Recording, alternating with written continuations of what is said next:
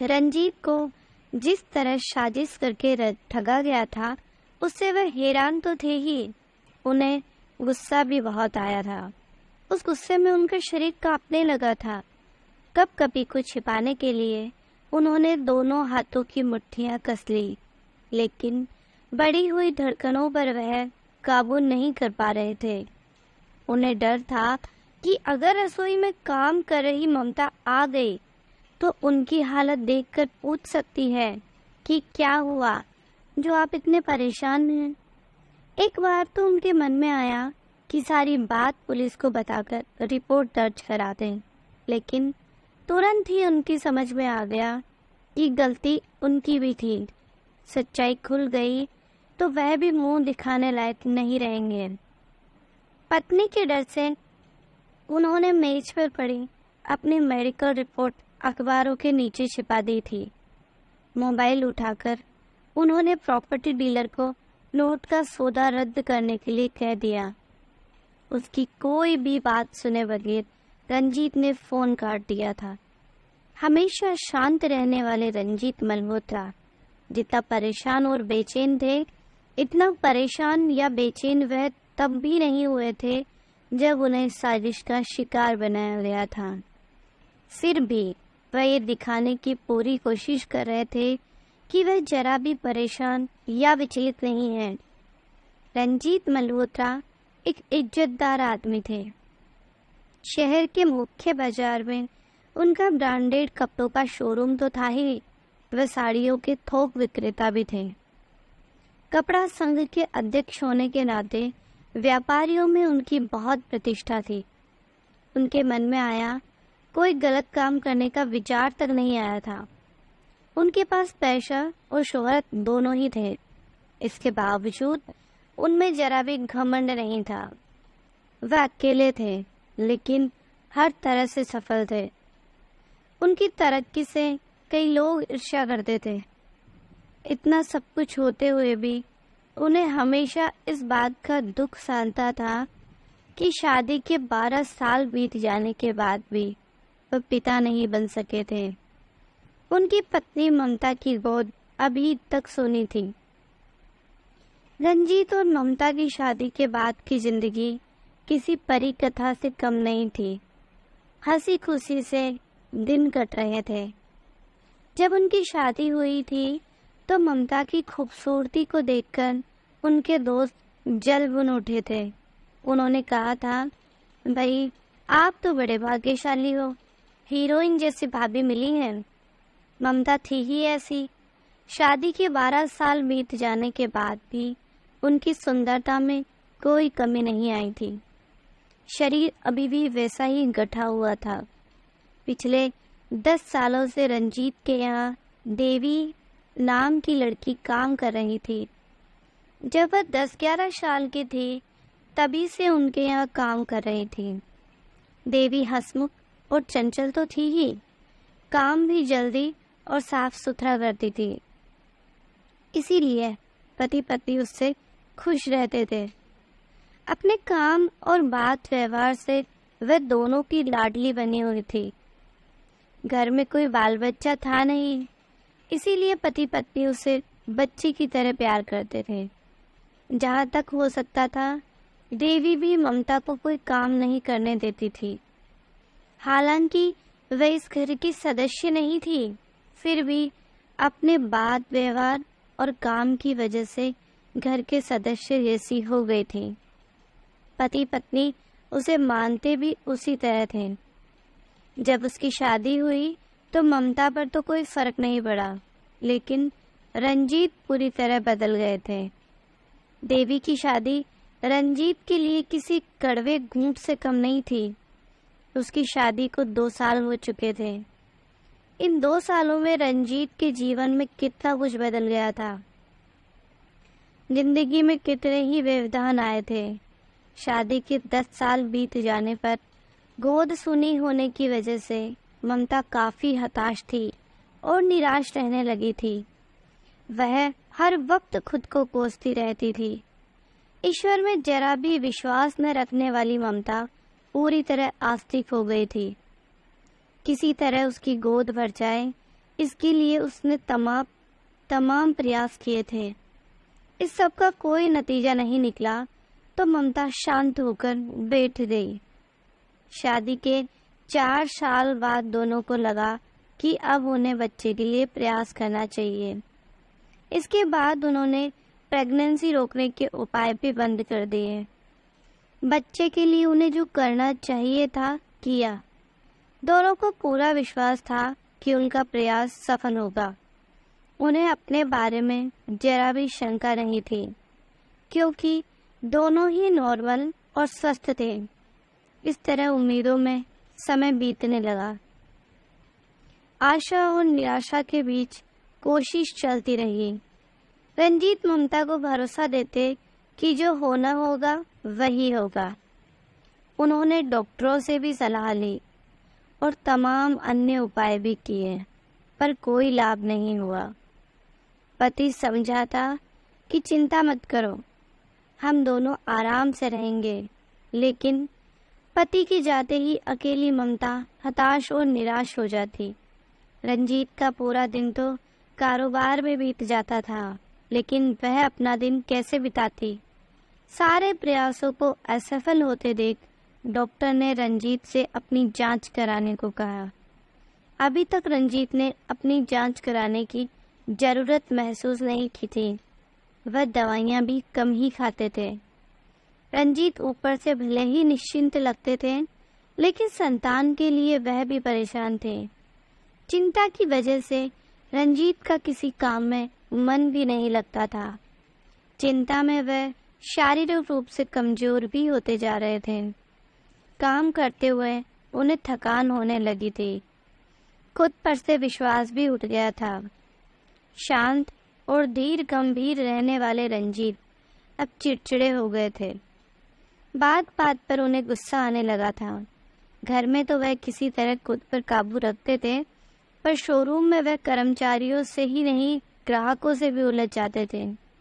घर में भी ममता से तो वह कुछ नहीं कहते थे, पर जरा सी भी गलती पर नौकरानी देवी पर खींच उठते थे। देवी भी अब जवान हो चुकी थी, इसलिए उनके खींचने पर ममता उन्हें समझाती, पराई लड़की है, अब जवान भी हो गई है, उस पर इस तरह गुस्सा करना ठीक नहीं है।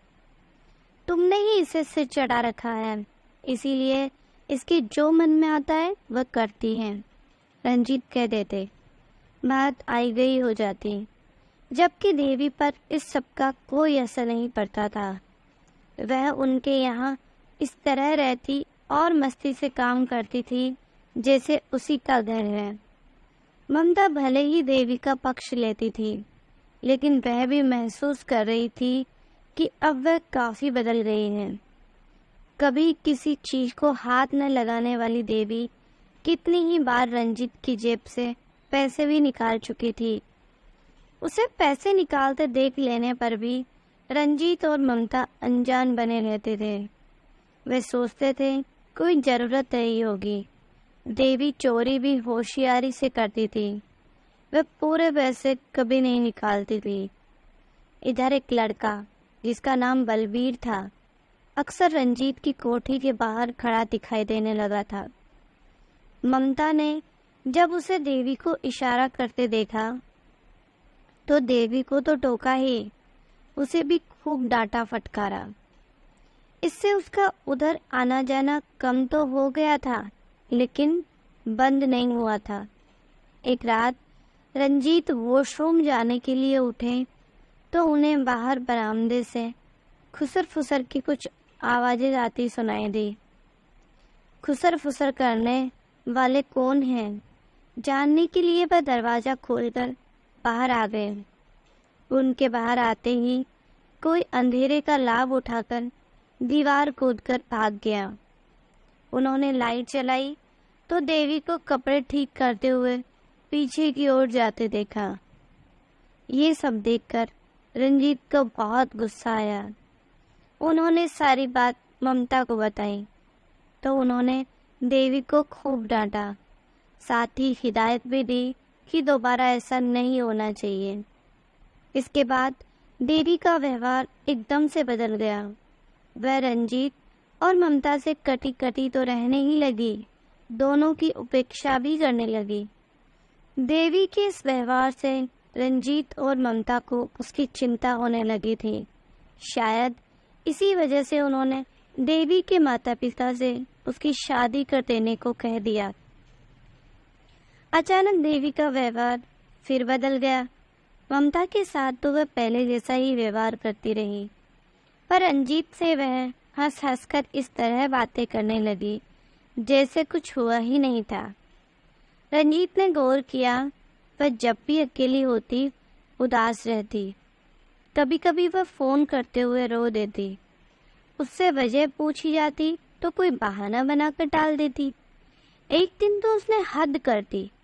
रोज की तरह उस दिन भी ममता मंदिर गई थी। रंजीत शोरूम पर जाने की तैयारी कर रहे थे। एकदम से देवी रंजीत के पास आई और उनके गाल को चुटकी में भरकर बोली, आप कितने स्मार्ट हैं, मुझे बहुत अच्छे लगते हैं। पहले तो रंजीत को समझ में ही नहीं आया कि ये क्या हो रहा है। जब समझ में आया तो हैरान रह गए। वह कुछ कहे बगैर नहाने चले गए। आज पहली बार उन्हें लगा था कि देवी अब बच्ची नहीं रही है, जवान हो गई है। अगले दिन जैसे ही ममता मंदिर के लिए निकली, देवी दरवाजा बंद करके सोफे पर बैठे रंजीत के बगल में आकर बैठ गई। उसने अपना हाथ रंजीत की जांघ पर रखा तो उनका तन मन झंझना उठा। उन्होंने तुरंत मन को काबू में किया और उठकर अपने कमरे में चले गए। वह दिन कुछ अलग तरह से बीता। पूरे दिन देवी ही उनके ख्यालों में घूमती रही। आखिर वह चाहती क्या है? एक विचार आता कि ये ठीक नहीं, देवी तो नादान है जबकि वे समझदार हैं। कोई ऊंच नीच हो गई तो लोग उन्हीं पर थूकेंगे। जबकि दूसरा विचार आता कि जो हो रहा है होने दो, वह तो अपनी तरफ से कुछ कर नहीं रहे हैं, जो कर रही है वही कर रही है। अगले दिन सवेरा होते ही रंजीत के दिल का एक हिस्सा ममता के मंदिर जाने का इंतजार कर रहा था, जबकि दूसरा हिस्सा सचेत कर रहा था कि वह जो करने की सोच रहे हैं वह ठीक नहीं है। ममता के मंदिर जाने पर देवी दरवाजा बंद कर रही थी। तभी वह नहाने के बहाने बाथरूम में घुस गए। दिल उन्हें बाहर निकलने के लिए उकसा रहा था। रोकने वाली आवाज काफी कमजोर थी। शायद इसीलिए वह नहा धोकर जल्दी से बाहर आ गए। देवी रसोई में काम कर रही थी। उसके चेहरे से ही लग रहा था कि वह नाराज है। रंजीत सोफे पर बैठकर उसका इंतजार करने लगे, लेकिन वह नहीं आई। पानी देने के बहाने उन्हें बुलाया। पानी का गिलास मेज पर रखकर जाते हुए उसने धीरे से कहा, नपुंसक। रंजीत अवाक रह गए। देवी के इस एक शब्द ने उन्हें झकझोर कर रख दिया। डॉक्टर के कहने पर उनके मन में अपने लिए जो संदेह था, देवी के कहने पर उसे बल मिला। उनका चेहरा उतर गया। उसी समय ममता मंदिर से वापस आ गई। पति का चेहरा उतरा देखकर उससे पूछा, तबीयत ठीक नहीं है क्या? रंजीत क्या जवाब देते? अगले दिन उन्होंने नहाने जाने में जल्दी नहीं की। दरवाजा बंद करके देवी उनके सामने आकर खड़ी हो गई। जैसे ही रंजीत ने उसकी ओर देखा, उसने झट से कहा, मैं कैसी लग रही हो? बहुत सुंदर, रंजीत ने कहा, लेकिन यह बात उनके दिल से नहीं, गले से निकली थी। देवी रंजीत की गोद में बैठ गई। वह कुछ कहते उसके पहले ही उनका हाथ अपने हाथ में लेकर पूछा, मैं आपको अच्छी नहीं लगती क्या? नहीं नहीं, ऐसी बात नहीं है, रंजीत ने कहा। इसके आगे क्या कहें, ये उनकी समझ में नहीं आया। तब ममता के आने की बात कहकर उसे उठाया और जल्दी से बाथरूम में घुस गए। इसी तरह 2-3 दिन चलता रहा। रंजीत अब पत्नी के मंदिर जाने का इंतजार करने लगे। अब देवी की हरकतें उन्हें अच्छी लगने लगी, क्योंकि 40 के करीब पहुंच रहे रंजीत पर एक 18 साल की लड़की मर रही थी। यही अनुभूति रंजीत को पतन की राह की ओर उतरने के लिए उकसा रही थी। उनका पुरुष होने का अहम बढ़ता जा रहा था। खुद पर विश्वास बढ़ने लगा था। इसके बावजूद वह खुद को आगे बढ़ने से रोके हुए थे। पर एक सुबह वह दिल के आगे हार गए। जैसे ही देवी आकर बगल में बैठी, वह होश खो बैठे। नहाने गए तो उनके ऊपर जो आनंद छाया था वह अपरोध बोध से गिरा था। पूरे दिन वह सही गलत की गंगा में डूबते उतरते रहे। अगले दिन वह ममता के मंदिर जाने से पहले ही तैयार हो गए। ममता हैरान थी, जबकि देवी उन्हें अजीब निगाहों से ताक रही थी। रंजीत उसकी ओर आकर्षित हो रहे थे, लेकिन आज दिमाग उन पर हावी था। दिमाग कह रहा था, लड़की तो नासमझ है, उसकी भी बुद्धि घास चरने चली गई है, जो अच्छा बुरा नहीं सोच पा रहा है। उसने जो किया है वह ठीक नहीं है।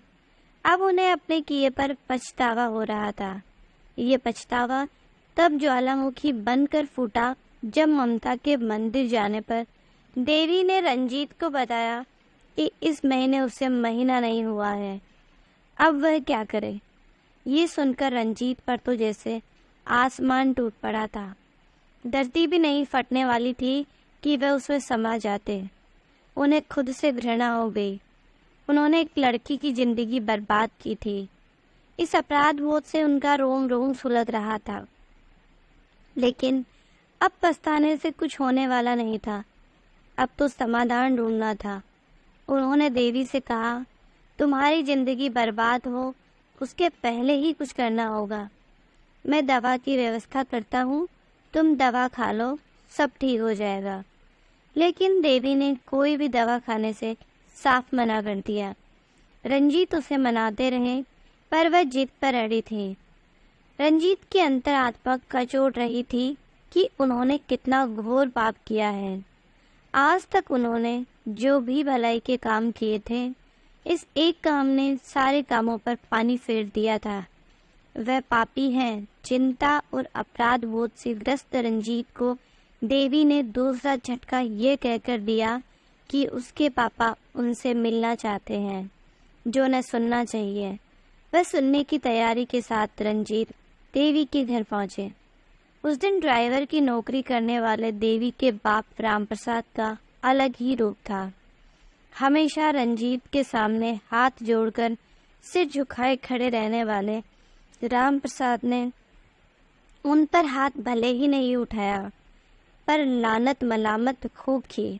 रंजीत सिर झुकाए अपनी गलती स्वीकार करते रहे और रामप्रसाद से कोई रास्ता निकालने की विनती करती रहे। अंत में रामप्रसाद ने रास्ता निकाला कि वह देवी की शादी और अन्य खर्चों के लिए पैसे दे दे। हाँ, जितने पैसे की जरूरत पड़ेगी मैं दे दूंगा, राहत महसूस करते हुए रंजीत ने कहा। कब करनी है शादी? अगले सप्ताह। बलबीर का कहना है ऐसे में देर करना ठीक नहीं है। बलबीर? वही जो आवारा लड़कों की तरह घूमता रहता है। तुम्हें वही नालायक मिला है ब्याह के लिए? वह नालायक आपसे तो अच्छा है, जो इस हालत में भी शादी के लिए तैयार है। बलबीर का नाम सुनकर रंजीत हैरान थे, लेकिन वह कुछ कहने या करने की स्थिति में नहीं थे। देवी की शादी और अन्य खर्च के लिए रंजीत को 10 लाख रुपए देने पड़े। इसके अलावा बाहर के रूप में कुछ गहने भी। शादी के बाद रहने की बात आई तो रंजीत ने अपना बंद पड़ा फ्लैट खोल दिया। ऐसे में उन्होंने खुशी खुशी नहीं किया था, बल्कि यह काम दबाव डालकर करवाया गया था। इज्जत बचाने के लिए वह रामप्रसाद के हाथों का खिलौना बने हुए थे। फ्लैट के लिए ममता ने ऐतराज किया तो उन्होंने उसे यह कहकर चुप करा दिया कि देवी अपने ही घर में पली बड़ी है। शादी के बाद कुछ दिन सुकून से रह सकें, इसीलिए हमें इतना तो करना ही चाहिए। देवी की शादी के 7 महीने ही बीते थे कि ममता ने रंजीत को बताया कि देवी को बेटा हुआ है। रंजीत मन ही मन गिनती कर रहे, पर वह हिसाब नहीं लगा सके। ममता ने कहा, हमें देवी का बच्चा देखने जाना चाहिए। ममता के कहने पर रंजीत मना नहीं कर सके। वह पत्नी के साथ देवी के यहाँ पहुँचे तो बलबीर एक बच्चा उनकी गोद में डालते हुए बोला, एकदम बाप पर गया है। रंजीत कांप उठे। ममता ने कहा, देखो ना, बच्चे के नाक लक्ष्य बलबीर जैसे ही हैं। अगले दिन बलबीर ने शोरूम पर जाकर रंजीत से कहा, आप अपना बच्चा गोद ले लीजिए, इसमें कोई बुराई तो नहीं है, पर ममता से पूछना पड़ेगा। रंजीत को बलबीर का प्रस्ताव उचित ही लगा था, लेकिन बलबीर ने शर्त रखी थी कि जिस फ्लैट में वह रहता है वह फ्लैट उसके नाम कराने के अलावा काम धंधा शुरू करने के लिए कम से कम 25 लाख रुपए देने होंगे। सब कुछ रंजीत की समझ में आ गया था। उन्होंने पैसा कम करने को कहा तो वह ब्लैकमेलिंग पर उतर आया। कारोबारी रंजीत समझ गए कि अब खींचने से कोई फायदा नहीं है। उन्होंने ममता से बात की। थोड़ा समझाने बुझाने पर वह देवी का बच्चा गोद लेने को राजी हो गई। बच्चे को गोद लेने के साथ साथ अपने वकील को उन्होंने फ्लैट देवी के नाम कराने के कागज तैयार करने के लिए कह दिया। 25 लाख देने के लिए रंजीत को प्लॉट का सौदा करना था। इसके लिए उन्होंने प्रॉपर्टी डीलर को सहेज दिया था। इतना सब होने के बावजूद ममता का मन अभी पराया बच्चा गोद लेने को नहीं हो रहा था। इसीलिए उसने रंजीत से कहा, बच्चा गोद लेने से पहले आप एक बार अपनी जांच तो करा लीजिए। रंजीत ने सोचा, उनका टेस्ट तो हो चुका है, उन्हीं के पुरुषत्व का नतीजा है देवी का बच्चा। फिर भी पत्नी का मन रखने के लिए उन्होंने अपनी जांच करा ली। इस जांच की जो रिपोर्ट आई उसे देखकर रंजीत के होश उड़ गए। वह खड़े नहीं रह सके तो सोफे पर बैठ गए। तभी उन्हें एक दिन देवी की फोन पर हो रही बात समझ में आ गई, जिसे वह उन पर डोरे डालते समय किसी से कह रही थी। देवी ने जब पहली बार रंजीत का हाथ पकड़ा था तब उन्होंने उसे कोई भाव नहीं दिया था। इसके बाद उसने फोन पर किसी से कहा था, तुम्हारे कहे अनुसार कोशिश तो कर रही हूँ, प्लीज थोड़ा समय दो। तब तक वह वीडियो। तभी रंजीत वहाँ आ गए। उन्हें देखकर देवी सन्न रह गई थी। उसे परेशान देखकर उन्होंने पूछा, क्या हुआ? देवी ने बहाना बनाया कि वे किसी सहेली से वीडियो देखने की बात कर रही थी। अब रंजीत की समझ में आया कि उस समय देवी की बलबीर से बात हो रही थी। देवी का कोई वीडियो उसके पास था, जिसकी बदौलत वह देवी से उसे फंसाने के लिए दबाव डाल रहा था। रिपोर्ट देखकर साफ हो गया था कि देवी का बच्चा बलबीर का था। उन्हें अपनी मूर्खता पर शर्म आई, लेकिन उन्होंने जो गलती की थी उसकी सजा तो उन्हें भोगनी ही थी। रंजीत ने वकील और प्रॉपर्टी डीलर को फोन करके प्लॉट का सौदा और फ्लैट के पेपर बनाने से रोक दिया। अब न उन्हें बच्चा गोद लेना था, न फ्लैट देवी के नाम करना था। अब उन्हें प्लॉट भी नहीं बेचना था। वकील और प्रॉपर्टी डीलर को फोन करने के बाद उन्होंने ममता को बुलाकर कहा, ममता, मेडिकल रिपोर्ट आ गई है। रिपोर्ट के अनुसार मेरे अंदर बाप बनने की क्षमता नहीं है। मैं संतान पैदा करने में सक्षम नहीं हूँ। ममता की समझ में नहीं आया कि उसका पति अपने नपुंसक होने की बात इतना खुश होकर क्यों बता रहा है।